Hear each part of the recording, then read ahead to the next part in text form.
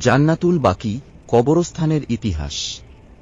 জান্নাতুল বাকি বর্তমান সৌদি আরবের মদিনায় অবস্থিত প্রাচীনতম এবং সবচেয়ে গুরুত্বপূর্ণ দুটি ইসলামী কবরস্থানের মধ্যে একটি, যা 1806 সালে ভেঙে ফেলা হয়েছিল এবং 19 শতকের মাঝামাঝিতে পুনর্নির্মাণের পরে 1925 বা 1926 সালে আবার ধ্বংস করা হয়েছিল।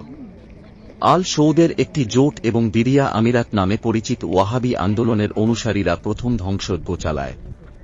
নজদ সালতানাত আল সৌদ দ্বারা শাসিত এবং ওয়াহাবি আন্দোলনের অনুসারীরা দ্বিতীয় ধ্বংসযজ্ঞ পরিচালনা করেছিল। উভয় ক্ষেত্রেই ধ্বংসযজ্ঞ যারা চালিয়েছিল তারা ইসলামের ওয়াহাবি ব্যাখ্যা দ্বারা অনুপ্রাণিত হয়েছিল, যা কবরের উপর স্মৃতিস্তম্ভ নির্মাণ নিষিদ্ধ করে। এটা একটি ইসলামিক চ্যানেল। এখানে ইসলামিক ভিডিও পাবেন। ইসলামিক ভিডিও পেতে সাবস্ক্রাইব করুন। ধন্যবাদ।